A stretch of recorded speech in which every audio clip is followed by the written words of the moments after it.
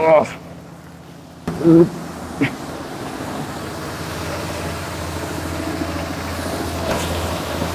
อยกันพี่น้องเนาะ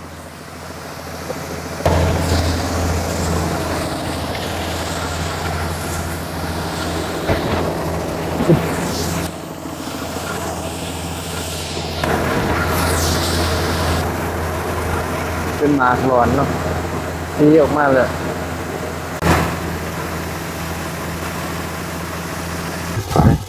เลยนะรถฟอร์ดมาทันมาเนาะบ่ทันได้มาโอ้เห็นจะได้ดีมันได้เลย โอเคสำเร็จเนาะพี่น้องเอ้ยที่โจตัวเห็นหัวก่อนเพราะว่ารถฟอร์ดเพิ่นบ่ทันมาป่าก็สำเร็จแล้วตอนนี้ประมาณ70%เลยเนาะทางบ่มีสิทำหน้าที่แทนอ้ายเพิ่นทุกอย่างเนาะเพราะว่าอ้ายเพิ่นขัดสนแห้งพี่น้องเนาะซื้อหมูซื้อปลากับผักเนาะได้เด้อโอ้เฮ็ดสู้กันกิน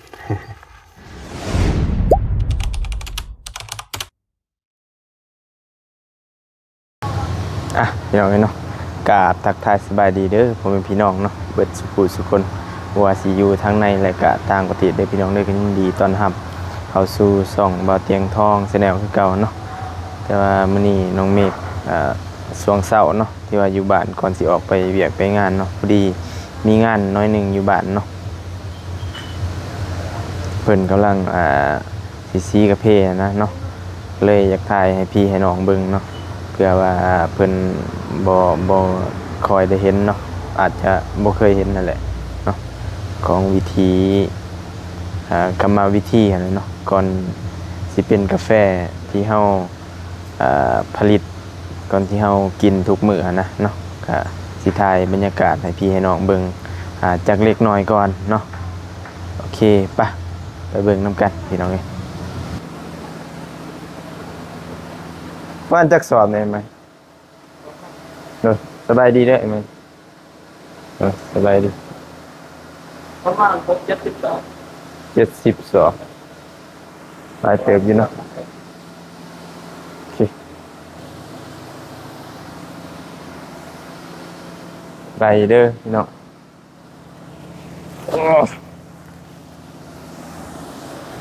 สอบหนึ่งประมาณจักโลอ่ะ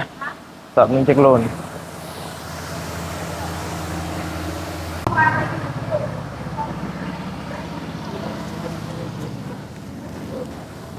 ปึ๊บมันหนักมันไหนนะ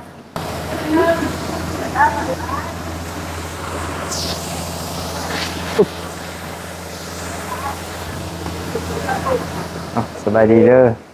อะไรสีกาแฟวะสีกาแฟมันเลยเล็กสอบทั้งเบิดหน้าสอบกำลังได้สีเนาะว่าก็สีมันเลยเล็กสีได้จักกิโลแล้วพี่น้องเนาะเดี๋ยวมากกะได้แต่700 โลนะ700 โลป่ะ700ป้ายนั่นโดยกาแฟของงานี่แหละพี่น้องเนาะตัวตากแต่ก่อนนะอยู่หน้าบ้านเป็นหมากกกสูงอะไรเนาะตากแห้งเพิ่น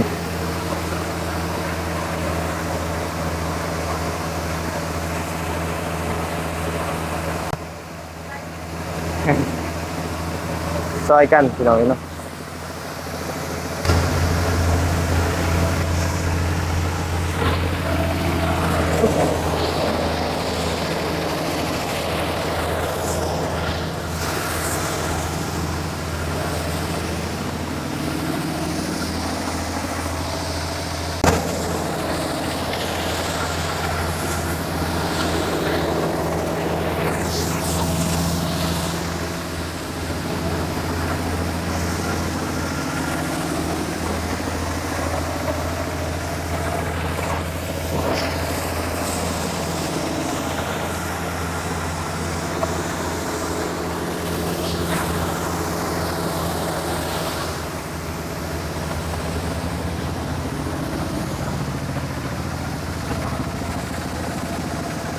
เลย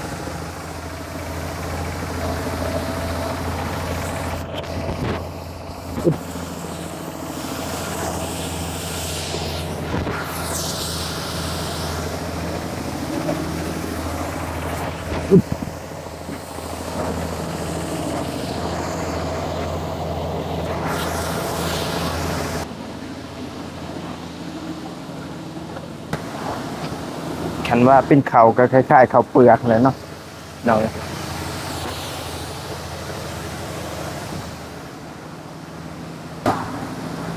อือ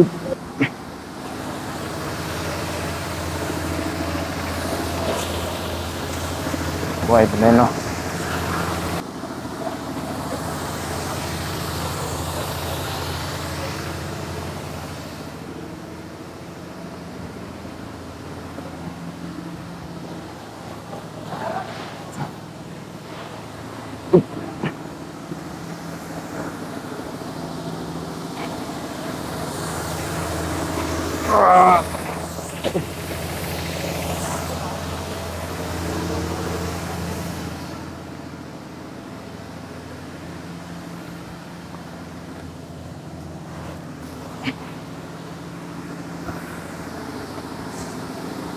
สอบละประมาณ20 ปลาย30 กิโลเลยพี่น้อง ก็บาท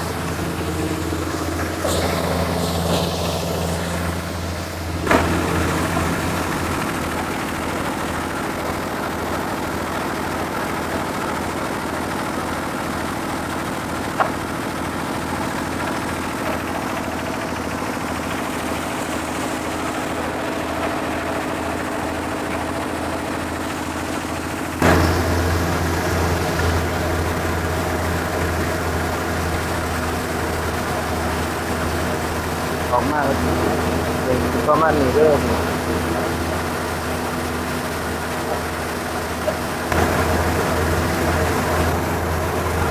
เป็นหมากหลอนเนาะ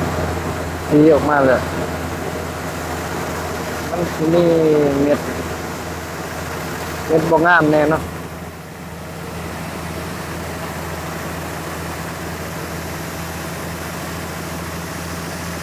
นี่แหละเนาะพี่น้องเอ้ยก่อนที่เพิ่นจะเอาไปขัวเนาะไปขัวไปบดเป็นกาแฟที่เฮาต้องกินประจำวันเนาะแต่ตัวนี้จะเป็นสายพันธุ์โรบัสต้าเด้อพี่น้องเนาะต้นมันก็นี่แหละอยู่หลังบ้านนี่เนาะตัวนี้ธรรมศาสตร์100%เลย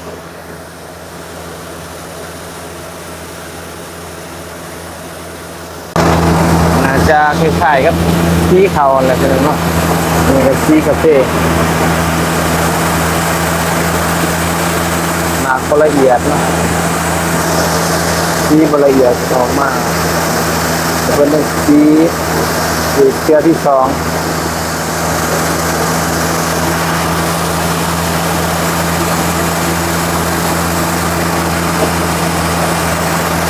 นี่คือกรรมวิธีเนาะกระบวนการผลิตหลังจากที่เก็บเกี่ยวแล้วก็เอามาตากแห้งแล้วก็ดีแล้วนี่เนาะหมากแห้ง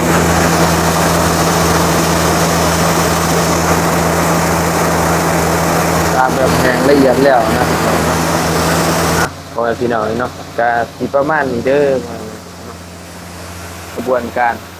ผลิตกาแฟเนาะก่อนที่เป็นกาแฟสำเร็จรูปไปขั่วไปเนาะ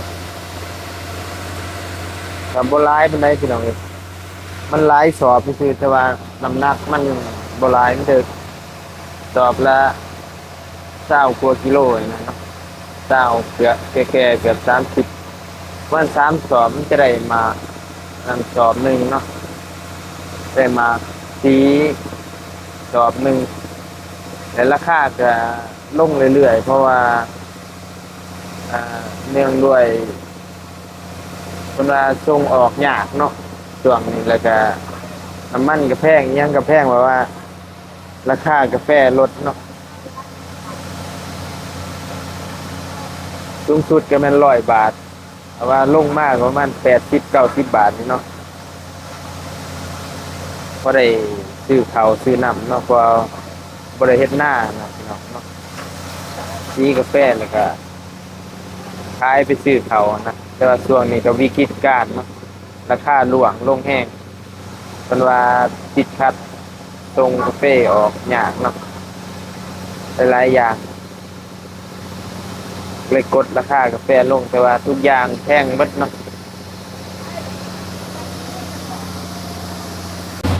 โอเคเนาะพ่อพี่น้องเนาะเฮาก็สิป้าให้ทางบ้านเพิ่นเบิ่งต่อเนาะเฮาก็สิไปเวียกก่อนพี่น้องเอ้ยเนาะไปเบิ่งว่าเพิ่นสิมาปรับหน้าดินแน่เนาะอยู่ที่ใหม่แล้วก็อาจจะไปเบิ่งเพื่อนแน่เนาะเพิ่นว่าสิขนอุปกรณ์หยังมานะเนาะก็ออกไปเบิ่งน้ำเพิ่นตอนนี้เฮาก็เข้ามาที่ใหม่คือเก่าเนาะแต่ว่าเพิ่นเห็นรถฟอร์ดมาเนาะเพิ่นนัดว่ามื้อนี้สิมาเฮ็ดให้แต่ก็บ่ทันเห็นโอเคพอดีไอ้แดงว่าตะปูเบิดเนาะซื้อตะปูมาแก๊สหนึงอีกมื้อนี้ซื้อน้ำซื้อหยังเนาะมาฝากเพิ่นเก่าแล้วพี่น้องเนาะเบิ่งสวนคือเก่าเพิ่นก็สิมาเบื้องคลองห้วยพี่เนาะมองที่ว่ามันหาเพียงเรียบร้อยแล้วนะสิได้ล้อมเลยแต่เบื้องนี่ล้อมบ่ได้เนาะเพราะว่าต้องให้รถพอร์ตเพิ่นมาก่อนเพิ่นมาเคลียร์พื้นที่ให้ก่อนคนรักไปฟังต่อพุดคุ้มแล้วหรือเปล่า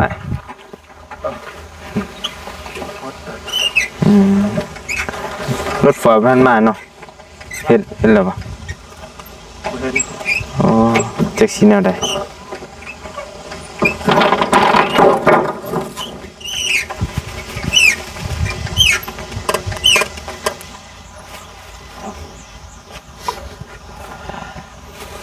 นำเนี่ยด้วยปั่นกัน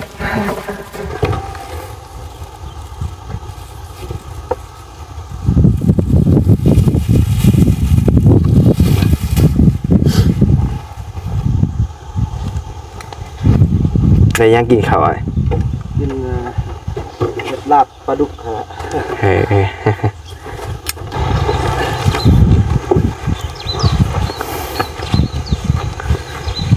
สบายดีเด้อไอ้เนี่ยโดยสบายดีไปเลยนะรถฟอร์ดมาทันมาเนาะบ่ท่านได้มาโอ้เห็นจะได้ดีกว่านี้ได้เด้มาหรือบ่หรือหูเลยอยากเสียดหัวไอ้แรกเราพนบัวกวนเป็นมาอยากให้เป็นกวดเป็นก่อนเสียดหลายมือเลยบ่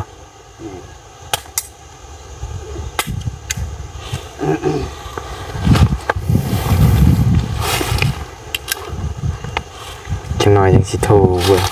เป็นแน่ได้บ่มีน้ำมันจักยานวะปั๊มอยู่บ้านก็ปิดเลย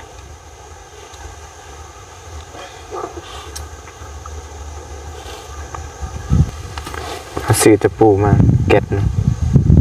อันว่าพออีกยังซื้อ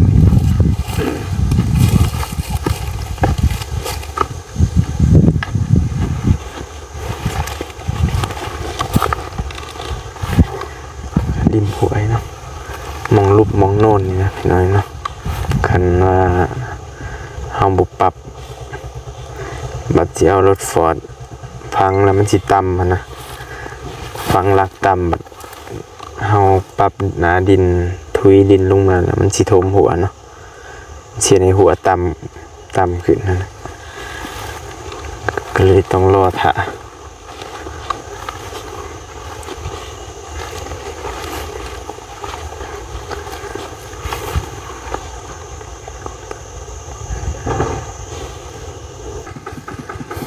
หลักมาใส่เนาะมันเรียบร้อยเลยพี่น้อง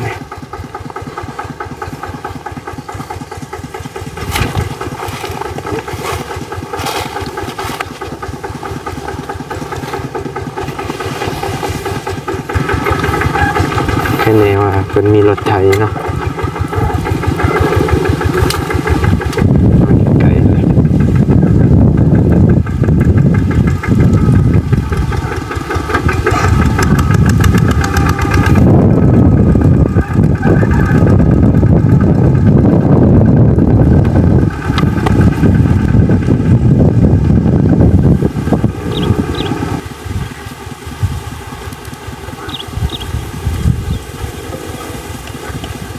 พ่อพี่น้องเนาะตัดภาพมาบัดนี้ก็นิ่งน้ำแล้วเนาะคือไปซื้อน้ำรวดน้ำมาอีก10เกาะพี่น้องเพิ่นก็กำลังดำเนินการอยู่เป็นริมคลองเนาะ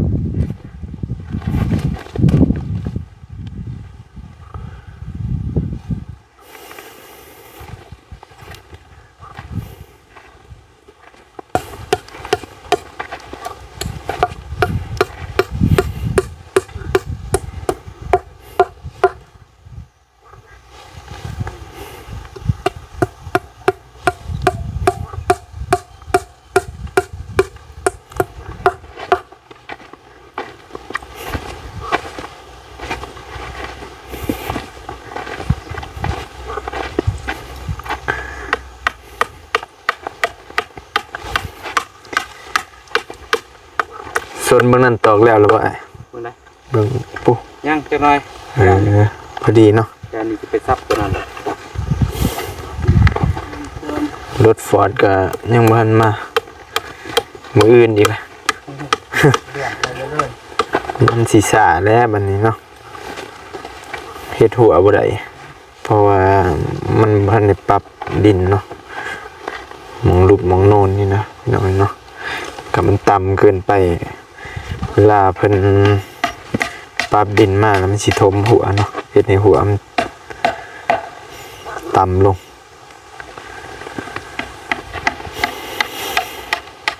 เพิ่นว่ายังค่าอันรับงานอยู่โทรหาเพิ่นก็ได้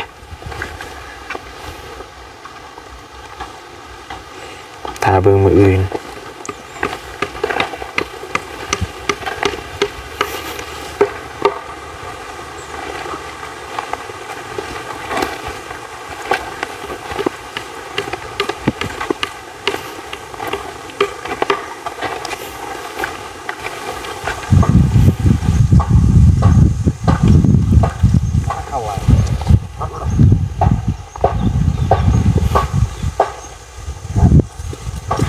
มันลุกลังมันแปลว่า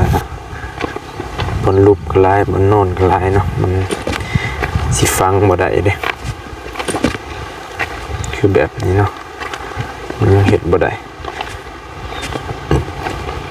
มีสลามมีหยัง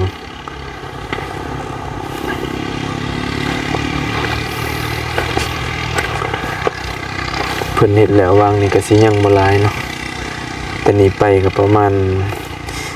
30 เมตรนี่แหละ30-40 เมตรเนาะหรือก็ด้านหน้าก็บ่ไกลปานใดประมาณ40 เมตรคือกันก็น่าจะสำเร็จเนาะคาดว่าเฮ็ดอีกประมาณมื้อนึงก็สำเร็จแล้วนะพี่น้องเนาะถ้าว่ารถฟอร์ดมาเบิกเนี่ยคาดว่ามืออื่นสำเร็จเนาะก็ฟังเบิ่งตัวจริงก็ยังว่าบ่ได้เนาะโอเคสำเร็จเนาะพี่น้องเอ้ยพอดีเรียบร้อยด้านนี้เนาะแล้วก็ไปต่อส่วนนั้นยังน้อยหนึ่งตัวว่านเลยยัง2 หาวเนาะโอเคพ่อแม่พี่น้องนี่เนาะตอนนี้ก็บรรยากาศค่อยค่ำลงแรงแล้วทางทีมงานสร้างแดงเพิ่นก็เรียบร้อยเลยเนาะมองเฮ็ดหัวมองที่ฝังหลักได้เนาะตอกเรียบร้อยไปเลยเหลือแต่ส่วนหนึ่งเนาะที่ว่ามันเป็นพื้นที่ต่ำเนาะแต่ว่ายันรถฟอร์ดดันดินลงถมเนาะก็เลยโจก่อนมันก็มีหลายอย่างก่อนที่เอาเบี้ยกระเพเนาะลงหลุมได้ก็มันก็ยังอีกหลายอย่างต้องนึงมาพื้นที่แล้วก็ยังต้องบัดแทกนะต้องเฮ็ดเพียกแน่เนาะเฮ็ดเพียกการะยะอะไรเนาะตัวเฮาสิขุดหลุมปลูกกาแฟลงไปนะพี่น้องเนาะเบียกต่อไปก็สิกาเกียมไม้ลักเนาะไม้เสียบลักไม้ที่ว่าเฮาแทกเวลาเฮาแทกเนาะ แถกแล้วสิปักหลักไว้ก่อนเป็นแถวไว้เนาะก่อนสิขุดเฮ็ดเป็นแถวงามๆมันนะพี่น้องเนาะเฮ็ดเป็นแถวให้มันสม่ำเสมอแล้วก็มันจังสิได้พื้นที่ในการปลูกเนาะหลายขึ้นพี่น้องเนาะก็คือสิเฮ็ดตามที่เฮาไปเบิ่งแบบอย่างมื้อนั้นแหละแม่นหาคุณแม่นหา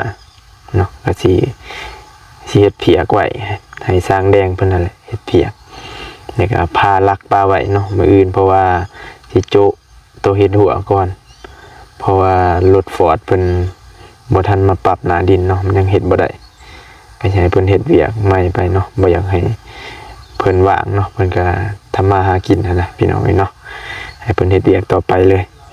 ก็เกี่ยมรอท่าปลูกหอนย่ำปลูกแล้วมันจริงง่ายเนาะถึงเวลาแล้วก็เฮาก็ขุดหลุมแล้วก็ปลูกอย่างเดียวนะพี่น้องเนาะเฮาเกี่ยมไว้แต่เนิ่นๆบัดฮอดนอนปลูกแล้วมันจังสิบ่ขัดสนปานใดเนาะถือว่าก็สำเร็จแล้วตอนนี้ประมาณ70%เลยเนาะหัวเฮาเรียบร้อยยังแต่ปรับหน้าดินถ้าปรับหน้าดินแล้วก็โล่งใจเนาะเพราะว่าทางบ่มีสิทำหน้าที่แทนอ้ายเพิ่นทุกอย่างเนาะเพราะว่าอ้ายเพิ่นขัดสนแห้งพี่น้องเนาะถือว่าเฮาสิจัดการแทนอ้ายเพิ่นหมดทุกอย่างจนเกี่ยมปลูกเกี่ยมหยังเนาะเพราะว่าเพิ่นน่าจะบ่มีเวลาแล้วเนาะเฮาก็สิดำเนินการแทนเพิ่นเต็มที่เนาะเฮ็ดให้ดีที่สุดพี่น้องมันก็มียากมีง่ายเนาะเฮ็ดแต่ละอย่าง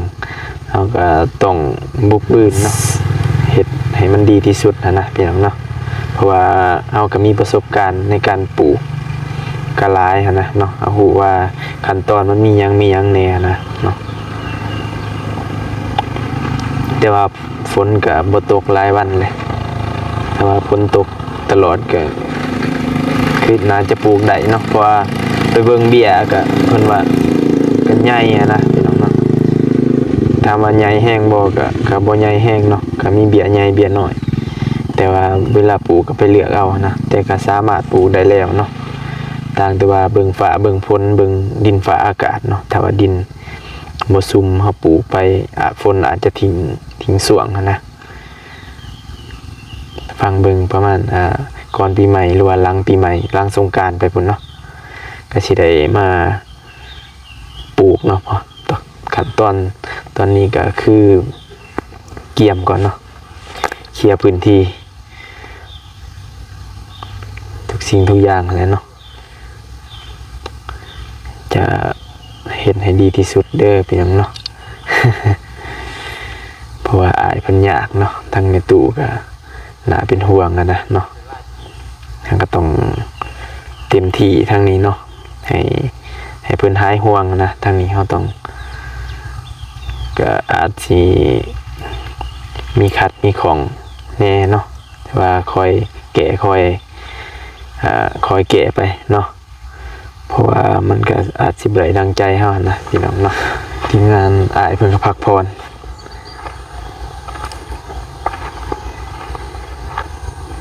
กำลังเฮ็ดอาหารแรงอยู่เนาะเฮ็ดหยังนี่อ้ายลามหนู โอ้ใส่กลับบ่โดย โอ้ถือเสยบ่หนูใหญ่บ่ ท้องขาวตัวเดียวเลย โดยพอดีเขาก็ซื้อของกินมาให้เนาะพอได้กินพี่น้องเอ้ยซื้อหมูซื้อปลากับผักเนาะนี่ไงเด้อ ใจเด้อ โอ้ยเฮ็ดสู้กันกิน ซื้อหลายกว่านี้ก็บ่ได้บ่มีหม้องเก็บไว้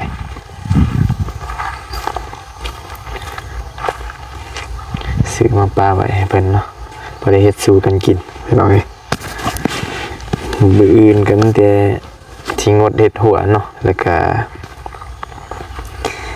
พาเพิ่นไปตัดใหม่เนาะมาพาเฮ็ดลักมาบัดแทกเกี่ยมมาแทกคุมไว้เนาะมากะเกี่ยมให้มันเตรียมความพร้อม ก่อนปลูกฝังเนาะอากาศก็กลางเว้นก็สีร้อนๆในจักหน่อยพอค่ำมาแล้วก็เป็นซุ่มๆเนาะมีหมอกมีหยังพี่น้องเอ้ยเย็นเนาะกลางคืนกับแบบว่าเย็นวัน10 กว่าองศาเนาะคล้ายๆยังเป็นยามหนาวอยู่พี่น้องเอ้ยแถวนี้เป็นพื้นที่เพิ่นเฮ็ดเกษตรเก่าเนาะเพราะเพิ่นปลูกบักเขือปลูกบักพริกเนาะเพิ่นเซาก่อนหน้านี้นะแต่บางเขตก็เปล่าว่างเนาะเป็นจุดแล้วทางลุ่มก็เป็นสระแต่ว่าอยากได้พื้นที่ปลูกให้หลายที่สุดเนาะก็เลยว่าถมเอาพี่น้องเอ้ย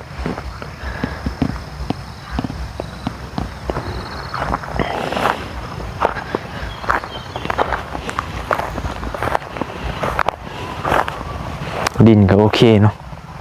ค่อนข้างว่างงามเป็นดินลมเนาะต่างแต่ว่าปนหินนะพี่น้องทางโน้นนี่มันปนหินเนาะสารอาหารก็หลายอยู่เนาะ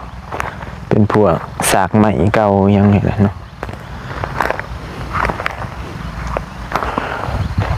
แต่ว่าครัวดีๆนี่คือสีงามนะพี่น้องเนาะดินงามอยู่บุรบัตรรักษาเนาะคือสีง่ายเพราะว่ามีน้ำนะมีระบบน้ำถ้าว่าเฮ็ดระบบน้ำดีๆเนาะหน้าแล้งเฮาอาจจะได้ฮดแน่คันว่ามีทุนมีหยังเนาะพาพี่น้องเลาะเบิ่งบรรยากาศช่วงท้ายๆตอนค่อยค่ำลงแรงเนาะหลังจากที่ว่าเฮานั่นแหละอัปเดตงานตั้งแต่เช้าเนาะจนค่ำแหละก็พอดีจบงานเนาะก็สิมีประมาณนี้เนาะสำหรับเฮาหลอมหัวกันเนาะแล้วก็นั่นแหละแผนการต่อไปเฮาก็สิได้ดำเนินการต่อก็สิขอตัวไปพักไปพรเนาะบัดนี้กลับบ้านกลับซองเนาะเพราะว่าสร้างเพิ่นก็พักผ่อนเบิดแล้ว ใจก็ขอมกเข้าไปหลายเด้อก็มีแต่ขอมกขอบใจหลายเด้อพ่อแม่พี่น้องเนาะปัจจุบันทุกคนที่เข้ามาติดตามเป็นกำลังใจให้ทางบ่เมกเนาะก็ฝากพี่ฝากน้องเด้อเนาะมีแนวใดก็คอมเมนต์ใต้คลิปเด้อพี่น้องเนาะขอบใจที่เข้ามาติดตามรับชมบ่ข้ามโฆษณาเด้อพี่น้องเนาะเพื่อสนับสนุนเพราะว่าช่วงนี้ก็วิกฤตการณ์หลายๆอย่างเนาะคือพี่น้องฮู้อะไรเนาะทางไอเตียงเพิ่นเนาะแม่ตู่ก็บ่สบายเนาะน่าเป็นห่วงขอให้สวงให้เศร้าเด้อเนาะขอให้อายุมันคนยืนขอให้แข็งแรงโดยไวเนาะเป็นกำลังใจให้ขอบใจหลายเด้อพ่อแม่พี่น้องเบิดสุขสุขคนเด้อเนาะขอให้มีแต่ความสุขกายสุขใจเนาะขอให้ร่ำให้รวยขอให้โชคให้มานตลอดปีตลอดไปเด้อพอกันใหม่คลิปหน้าเด้อพี่น้องเนาะสำหรับคลิปนี้ขอกล่าวคำว่าสบายดีเด้อพี่น้อง